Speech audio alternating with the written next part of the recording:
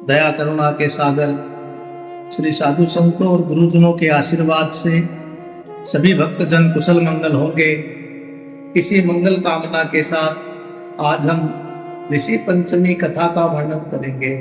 यह व्रत भाद्रपद शुक्ल पंचमी को जाने अनजाने हुए पापों के प्रक्षालन के लिए स्त्री तथा पुरुषों को अवश्य करना चाहिए। इस दिन गंगा स्नान का विशेष महात्म्य है।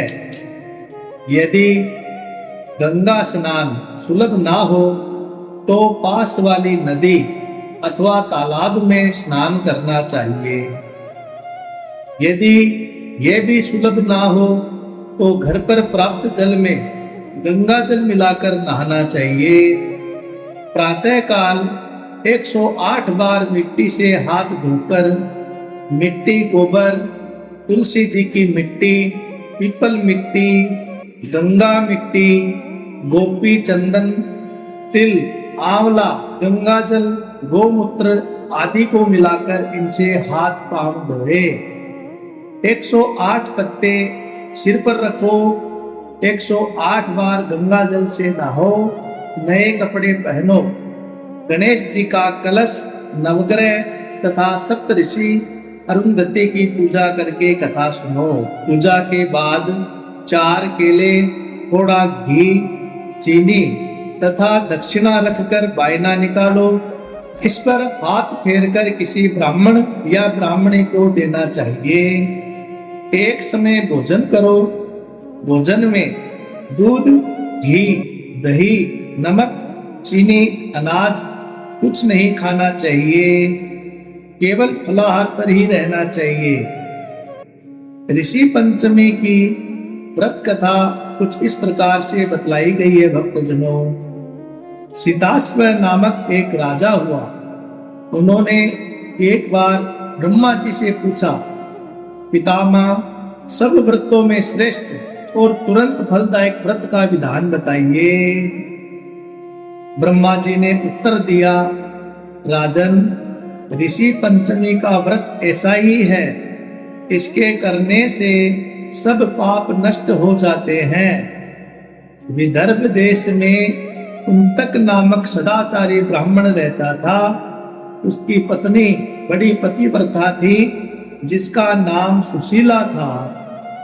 उस ब्राह्मण के घर 2 संतानें भी थी, एक पुत्र तथा एक पुत्री।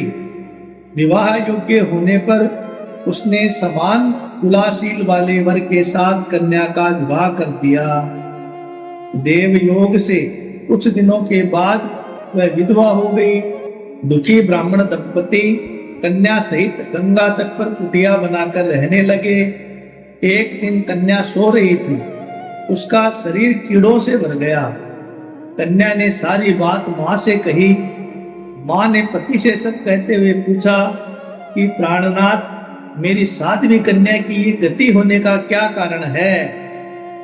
कुंतक ने समाधि लगाकर इस घटना का पता लगाया और बताया कि पूर्व जन्म में ये कन्या ब्राह्मणी थी। इसने रजस्वला होते हुए भी बर्तन छू लिए। इस जन्म में भी इसने लोगों की देखा देखी ऋषि पंचमी का व्रत नहीं किया, इसलिए इसके शरीर में कीड़े पड़े हैं। धर्मशास्त्रों की मान्यता है कि रजस्वला स्त्री पहले दिन चंडालिनी, दूसरे दिन ब्रह्मघातिनी तथा तीसरे दिन धूबिन के समान अपवित्र होती है। वह चौथे दिन स्नान करके शुद्ध होती है। यदि ये शुद्ध मन से अब भी ऋषि पंचमी का व्रत कर ले तो इसके सारे दुख दूर हो जाएंगे और अगले जन्म में अटल सौभाग्य को प्राप्त होगी। पिता की आज्ञा से पुत्री ने विधि पूर्वक ऋषि पंचमी का व्रत एवं पूजन किया। व्रत के प्रभाव से वह सारे दुखों से मुक्त हो गई और अगले जन्म में उसे अटल सौभाग्य सहित अक्षय सुखों का भोग मिला।